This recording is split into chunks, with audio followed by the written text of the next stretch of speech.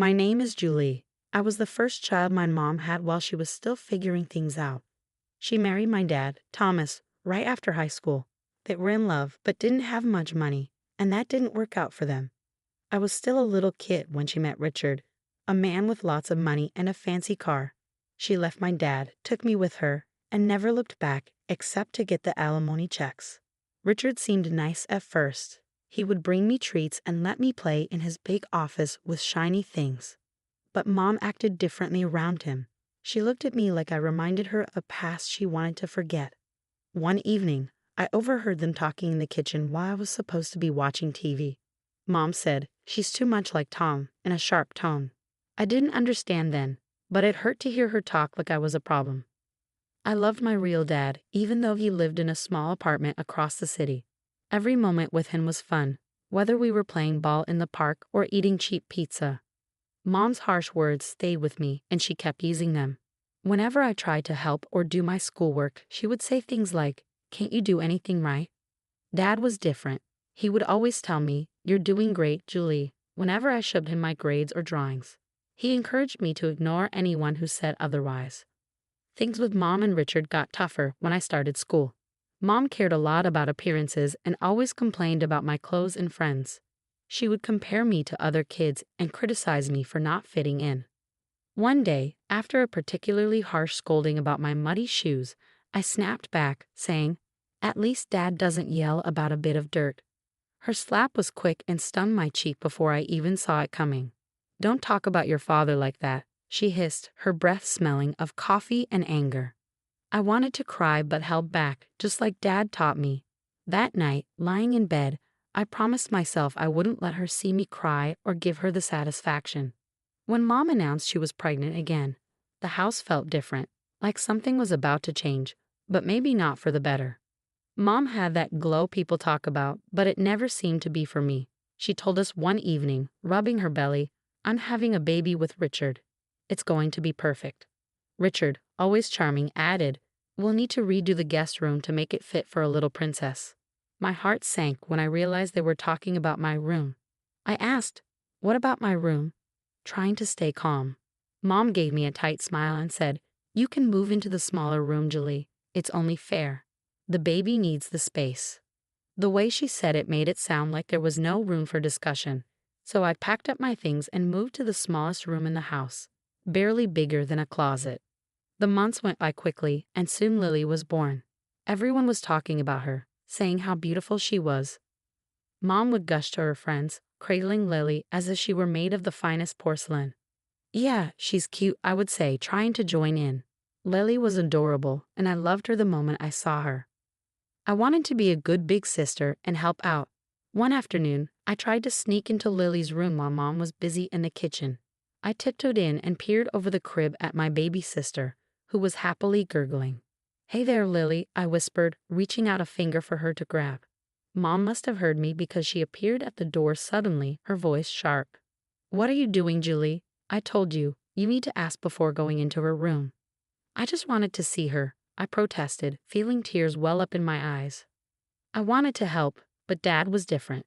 One weekend when I was with him, we were having pizza at our favorite place, and I opened up about how Mom was always on edge with me around Lily. I told him it felt like she thought I'd break her or something. Dad thought for a moment and said, "You know, Julie, some people have a hard time sharing love. They think there's only so much to go around. But you've got a big heart. Don't let your mom's ways make you think otherwise." His words made me feel a little better, but back at Mom's house, things didn't improve. Even when I tried to talk about school or friends, Mom was always half listening, her attention mostly on Lily. One day, I came home with a school award for second place in the science fair. I was excited and showed Mom the certificate while she was feeding Lily. "Look, Mom, I won this," I said, holding it out. "That's nice, dear," she replied without looking up. "Put it on the fridge or something." I put the certificate on the fridge, a bit crooked, and stepped back. It felt like just another piece of paper, another day overshadowed by Lily. By the time I reached high school, things were really rough at home. Mom was cold, and Richard seemed indifferent. I felt more like a guest than a family member. Then, out of the blue, Mom said it was time for me to live with Dad permanently. She told me at dinner, just the two of us. while Richard was still at work and Lily was already asleep. "Julie, we need to talk about your future," Mom said, pushing her food around her plate with a fork. Her voice was cold and businesslike, which made me nervous. "What about it?" I asked, trying to sound casual, but my heart was racing. "We've been discussing things," Mom said, "and we think it's best if you move in with your father. With the new baby coming, things here are complicated. You're not a child anymore. You need your own space, and we can't provide that here, not with the new situation. It's cramped, and frankly, the financial burden is more than we expected." I almost choked on my water. Move in with Dad? But why? I thought everything was fine here. Mom sighed deeply. "Look, Julie, it's just not working out. You'll be better off with your dad." "It's better for everyone this way," Mom said. I pushed my plate away, no longer hungry. "What about school and my friends?" I asked. "You can go to a new school and make new friends," she replied, as if it were that simple, like I could just erase my old life and start fresh without any trouble. The next few weeks were a blur. I packed up my things, books, clothes, and a few keepsakes that meant something to me, into boxes. Richard barely said goodbye, and Lily, too young to understand, gave me a confused hug. Moving day was hard. Dad lived on the other side of town in a modest apartment. It was clean but cluttered with reminders of a life that had been on hold since Mom left him. When I arrived, Dad was there waiting with open arms and a worried smile. The apartment was nothing like the house I grew up in. My new room was much smaller, with walls that needed painting and a window facing a brick wall. But it was quiet, and Dad was trying his best. The first day at my new school was tough. As I walked down the crowded hallways, I could feel the stares and hear the whispers. "That's the new girl," as if I were some kind of oddity. In class, I kept to myself, doodling in my notebook to block out the murmurs. When the bell rang, I was the first to leave, not wanting to linger. At home, Dad noticed my mood. "How was school?" he asked, trying to sound upbeat. "It was fine," I lied, shrugging off my coat and dumping my bag by the door. "If it gets tough, you tell me, okay? We're in this together." "You're not alone, Julie," he said. His words meant a lot, but the loneliness I felt was deep and gnawing. It wasn't just about missing my old friends or the big house. It was about feeling unwanted and pushed out, like I was a burden. Adjusting to life at Dad's wasn't easy, but I knew if I didn't pull myself together, things would only get worse. One morning, I woke up, looked around my small room, and decided it was time to take charge of my life. "No one else is going to do it for me," I muttered to myself. Dad noticed the change right away. Over breakfast one day, he looked up from his coffee and said, "You seem more determined these days, Julie. What's on your mind?" I stirred my cereal, trying to find the right words. "I want to make something of myself, Dad. I don't want to end up stuck," I said. He nodded, a serious expression on his face. "I hear you, kiddo. So what's the plan?" "That big scholarship for top students, I'm going to get it," I declared, more to convince myself than him. Dad's smile was just the encouragement I needed. "If anyone can get it, it's you. Just let me know what you need from me." School was tough. I spent long hours catching up and even more time buried in books. My teachers noticed the change. Even the strict ones seemed to respect my effort. One day, Mr. Jensen, my math teacher, kept me after class. "Julie, your work has improved a lot. What's the goal?" he asked. "I need that scholarship," I replied bluntly, packing up my stuff. "I've got plans, and they don't include being stuck here forever." Mr. Jensen studied me for a moment before nodding. "Well, keep at it and let me know if you need extra help. I'm here." Making friends wasn't easy, but I found a few people who didn't mind that I wasn't always the life of the party. During lunch, I sat with Maria and Luke, two kids who weren't exactly popular but knew how to laugh. "So, Julie, you're like a library ninja now," Luke joked one day, nudging me as we sat down with our trays. I cracked a smile. "Yeah, gotta be stealthy if I want to snag the best study spots." Maria, her voice soft but sincere, said, "It's cool what you're doing, Julie. Most people wouldn't bother." As the days turned into months and the pressure built up with the approaching application deadlines, Dad was my rock. He was always there with a hot meal and a listening ear whenever the stress became too much.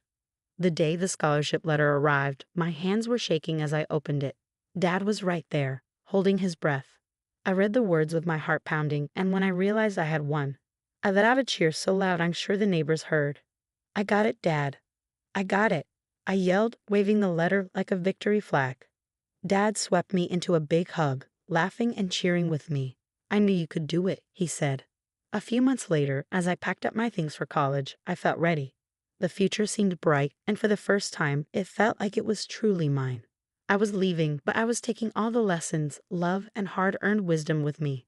After graduating with honors and starting a solid career, I felt like I was finally on stable ground. I was 28, doing well professionally, and had just started seeing a wonderful guy from work, Jack, who had been nothing but supportive. Then, out of the blue, my mom called. We hadn't spoken much since I moved out, but suddenly she was back with a request, or rather, a demand. "Julie, your sister Lily is going to college in your city. We've paid her tuition and think it would be best if she stayed with you," Mom said, her tone making it clear this wasn't just a suggestion. I hesitated, remembering our strained relationship, but I wanted to believe things could be different. "Okay, Mom, I'll help Lily out. It might be nice to reconnect," I said, trying to sound positive. Lily moved in a week later, and it was clear we were very different. She was always focused on her appearance and had high maintenance needs. On her first evening, she asked, "Can you make sure we have almond milk and kale? I'm on a special diet." "Sure, I'll add them to the grocery list," I replied, trying to be accommodating. But living with Lily was harder than I expected. She partied all the time, coming home at dawn with loud laughter, while I was anxious about work. One afternoon, Jack came over while Lily was getting ready for a night out. I noticed how she smiled at him a little too sweetly. After she left, Jack said, "Julie, I think Lily's got the wrong idea about me. She's been flirting." I felt a mix of anger and embarrassment. "Thanks for telling me, Jack. I'll talk to her." When I confronted Lily, she laughed it off. "Oh, come on, Julie. I'm just being friendly. Besides, can I help it if he likes me back?" "That's my fiancé, Lily. You need to respect that," I said firmly. Her laugh chilled me. "Julie, I'm used to getting what I want. I always have been." That was the last straw. I couldn't live like this, constantly feeling I had to guard my life from my own sister. "You need to find another place to live, Lily. This isn't working out," I told her firmly. She stormed out, slamming the door behind her. Within an hour, my phone rang. It was Mom, her voice cold and sharp. "You're such an envious girl, Julie. Can't stand to see your sister happy, can you?" "I just want respect, Mom. That's all," I replied, but it felt like talking to a wall. After that, things went quiet with Lily. I heard she dropped out of college and was living off her charm and social connections. I focused on my life with Jack, my work, and rebuilding my boundaries. 2 years later, things were going well for me. I was advancing at work, and life with Jack was great. Then I heard about Lily. She had dropped out and was getting married to a rich guy she'd met. Feeling a mix of curiosity and goodwill, I called home to offer congratulations. Mom answered, her voice as cold as ever. "Don't bother. We're not waiting for you at the wedding. It's for rich people only, and we don't need any beggars there." Her words cut deep. I tightened my grip on the phone, feeling the old sting of rejection. "Really, Mom? That's how you're going to be? What did you expect, Julie? You've always been the difficult one." "Just stay away," she said before hanging up. I stood there, the dial tone echoing in my ear. The hurt was real, but I wasn't going to let it break me. I later found out that Lily's wedding was lavish, with popular artists and actors. Life moved on for me too. Jack proposed, and suddenly I was planning my own wedding. Nothing extravagant, but filled with love and sincerity. I called Dad to share the news. "That's wonderful, Julie. I wouldn't miss it for the world," he said, his voice brimming with happiness. Encouraged by Dad's reaction, I decided to make one last attempt to reconnect with Mom. I dialed Mom's number, my heart racing. When she answered, I said, "Mom, I'm getting married. I'd really like you to come."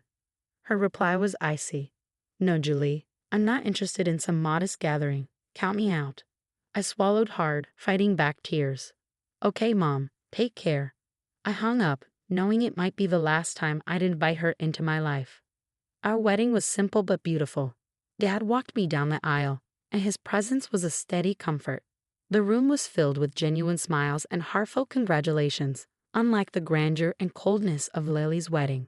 Our modest reception was full of laughter, dancing, and stories. Jack and I celebrated with friends and family who loved us for who we were, not for our money or status. Life was moving along well. Jack and I were thrilled to be expecting our first child. One ordinary afternoon, my phone rang and turned my day upside down. It was Mom, and she wasn't calling with congratulations. "Julie, you have to take us in. We're desperate," she said, skipping any pleasantries. "What's going on?" I asked, though I was afraid to hear the answer. "Richard's business failed. We mortgaged the house for Lily's wedding, and now it's all gone. Lily's marriage is over, and her husband kicked her out, demanding money for her cheating," she explained, her voice full of panic. I took a deep breath, trying to process everything. "Okay, slow down. What exactly are you asking?" "We need a place to stay. All of us. We're coming to your house," she said as if it were obvious. Her demand hit me hard. "No, Mom, you can't just decide to move in with us. It doesn't work like that. You owe us after everything we've done for you," she snapped. I felt a surge of anger. "Oh, Mom, remember how you were when I needed you most? You pushed me out and chose everything over me. Now you expect me to open my doors?" Her voice rose. "You're being selfish, Julie. Where is your family spirit? I am your mother." "Being a mother doesn't mean making demands," I shot back. "It's not about debts." Her fury was palpable. "You'll regret this, Julie. I might even take you to court to get what I deserve." I laughed, though it was more from disbelief. "Go ahead and try. Dad was my guardian when you kicked me out. What will you claim? Your daughter wouldn't let you live off her after you threw her out." There was a pause, and I could almost hear her thinking. "This isn't over, Julie," she hissed before hanging up. After that call, life felt like a fresh start. Jack and I were busy preparing the nursery, picking paint colors, and assembling the crib. On a sunny Sunday morning, I was folding baby clothes and putting them neatly into the new dresser. Jack was busy drilling something while I was organizing baby things. He looked over with a smile and asked, "How's it going, Julie? Need any help?" "I got it, thanks," I said, running my hand over a tiny Wednesday, just thinking about everything. "It's really happening, huh?" "It really is. We're going to be parents," Jack said, his voice a mix of awe and nervous excitement. Then there was a knock at the door. Jack went to answer it while I continued organizing. I heard voices and Jack called out, "Julie, it's for you." I was surprised to see my dad at the door, holding a teddy bear and grinning. "Surprise," he said. "Dad, what are you doing here?" I asked, rushing over to hug him. "I wanted to see how my favorite daughter is doing," he said, handing me the teddy bear, "and I brought something for my future grandchild." "Thank you, Dad. It means a lot that you're here," I said, feeling emotional. Dad looked around at the baby furniture and books. "Looks like you're almost ready." "We're trying. It's a lot, but we're excited," I told him. Then I hesitated. "Dad, I had another call with Mom. It didn't go well." Dad's smile faded. I heard she wasn't pleased. "No, she wasn't," I said firmly, but I had to stand my ground. "We need peace here, for me, Jack, and the baby." The day passed with Dad sharing stories and giving us some amusing parenting advice. We enjoyed our time together. As the sun set, painting the sky in shades of orange and pink, we sat on the porch. Jack put his arm around me and I leaned into him. "Despite everything with Mom and the drama, I feel lucky we have each other," I said, looking at the fading light. "We're about to start this amazing new chapter, and I think it's going to be great." Jack kissed the top of my head. "It will be. We've got this, Julie." As night fell and Dad said his goodbyes, I felt a deep sense of contentment and readiness for the future. The challenges with Mom and the uncertainty of new beginnings had been tough, but they had led me to this moment, surrounded